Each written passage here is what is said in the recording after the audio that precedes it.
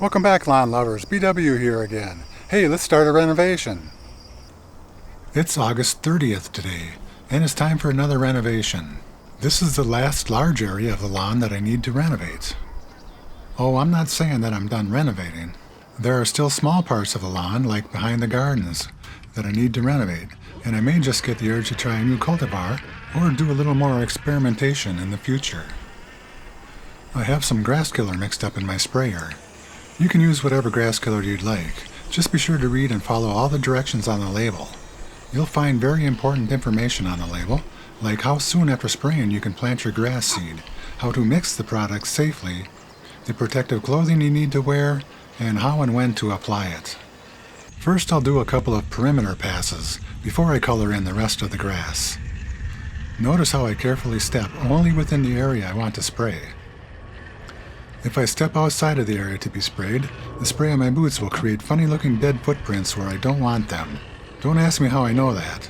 See, right there I got close, but I made sure to stay inside the line. I also used a little cardboard to hold the pine boughs up.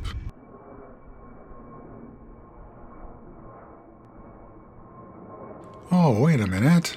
Did you see that? BW, what are you doing? Look at that. You completely forgot and stepped outside the line. Now I'm going to have dead footprints in my very first renovation. Oh well, that's Midnight Kentucky Bluegrass there, and it will recover by filling in on its own next summer.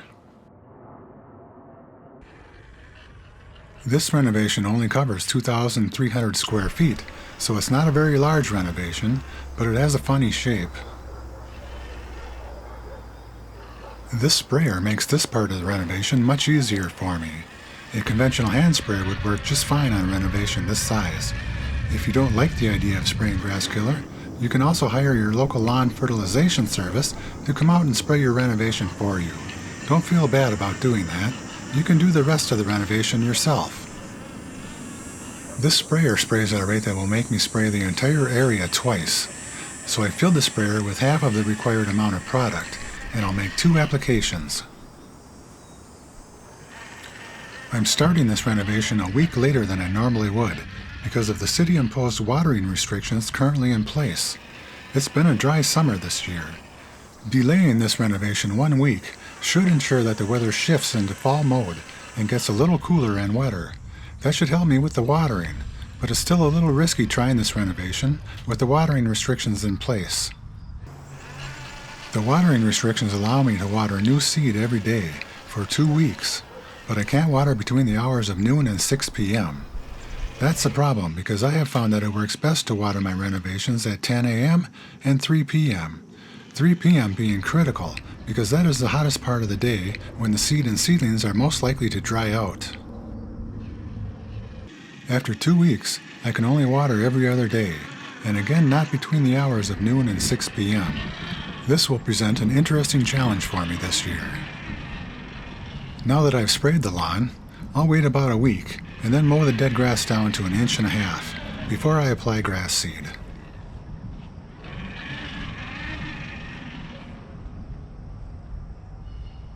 It looks like I'm out of juice. Okay, I'm done with the first application.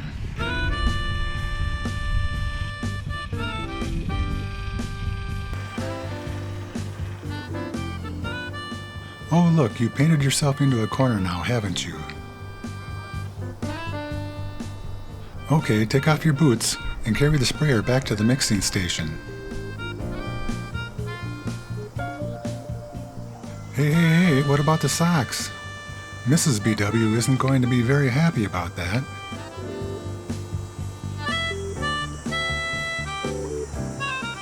Okay, I filled up again, and I asked Mrs. BW to grab another pair of boots for me, so that I wouldn't ruin my socks.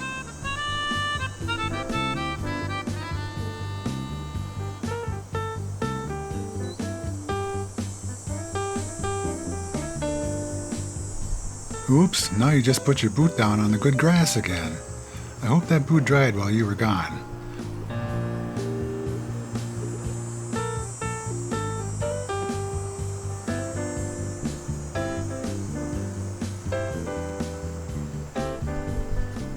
Oh, that's much better. Keep the boots inside the line.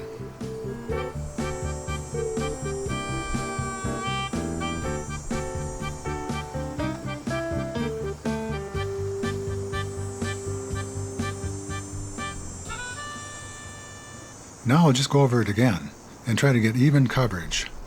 This goes a little faster, and I can concentrate on the lighter areas.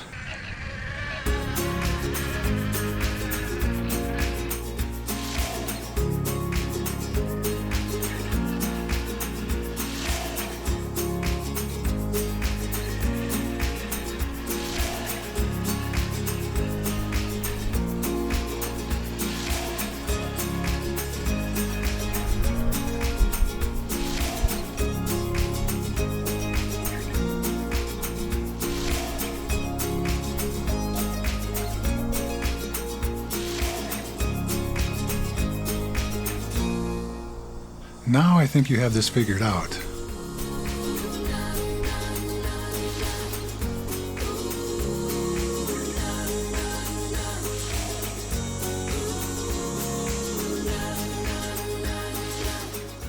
I like to buy 1 extra gallon of ready-to-use grass killer to touch up the edges and any spots that I may have missed.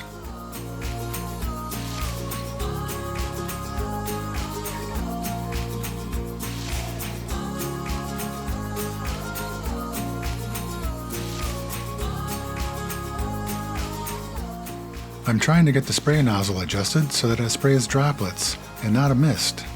Droplets will fall where you want them, but a mist will float and drift in the air, killing grass that you don't want to kill.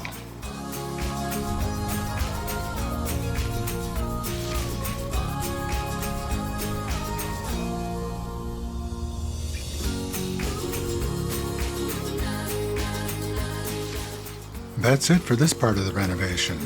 Don't forget to like this video, and then hit the subscribe button and ring the bell next to it so you don't miss the next part of this renovation. And remember, you can do it.